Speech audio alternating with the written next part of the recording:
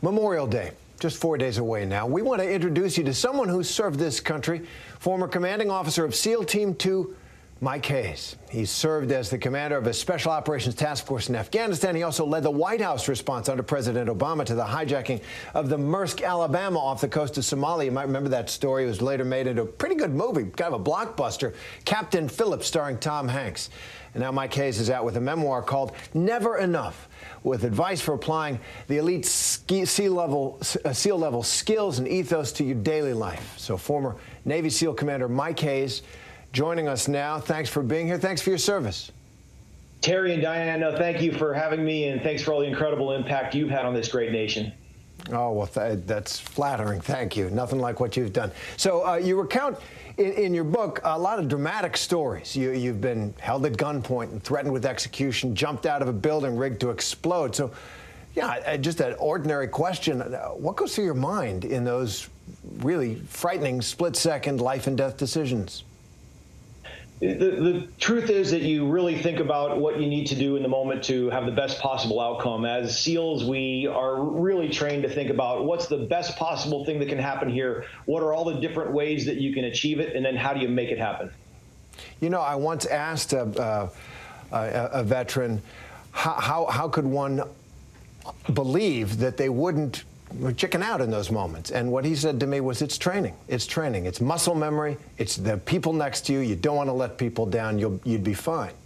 I'm not sure about that. I want to ask you about an op-ed in Time magazine you wrote supporting President Biden's withdrawal from Afghanistan, where you served.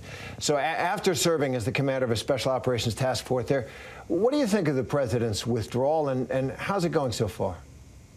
Well, first, I'd say, just like we wrote about in Never Enough, ultimately we're making decisions. We've talked in the last half an hour about gun control, January 6th commission, size of infrastructure bills. Ultimately, these are all just decisions that we have to make. And so, how do we make the best possible decision? So, the truth is, Afghanistan is just one more decision. So when we look at the process, when I look at the process for what was followed, I'm encouraged. I like to see good decision-making processes. The uniformed leadership made a great recommendation.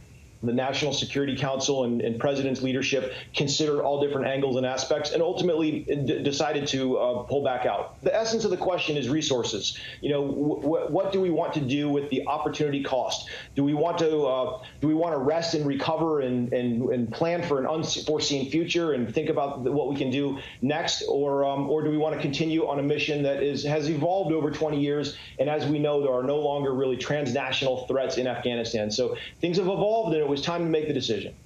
It was time. So your book is about using your experience as a Navy SEAL to motivate readers to do the work of value, to live lives of purpose. How does your work as a commander of a Special Operations Task Force relate to people, even those who've not served like myself, in our everyday lives in ways maybe we don't expect? Well, look, we all have different gifts and abilities and skills, and ultimately what I tried to do in Never Enough is to make it relatable. There's no judgment in how we serve. The most important thing as we go into Memorial Day, like you mentioned, and we pause and we reflect on the fallen who ultimately, gave their lives for this nation. The thing that they would want us to do, and I feel very confident speaking for many of these, because like every SEAL of my era, I've buried far too many friends, maybe around 40 friends. And I state very confidently that the thing that they would all want is us to get off the sidelines and help the nation in whatever ways make the most sense for each and every individual who has different gifts and abilities and skills and may not be a SEAL commander, but can contribute in myriads of other ways. I love that. I love that. I'll take that to heart. So Memorial Day, as you say, on Monday. What do you want people to know about honoring those who served?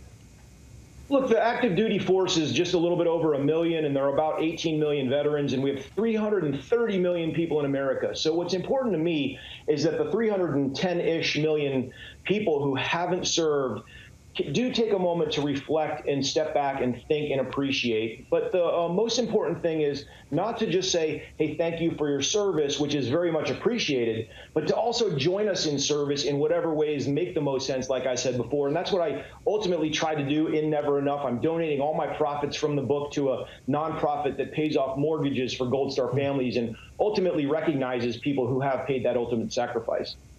Wow, that's great, and a great message. Former Navy SEAL Commander Mike Hayes. It's great to having you with us this afternoon. Thanks for being with us. Never Enough, your book, out there now. You can get it online or in bookstores where they're open. Thanks, Mike.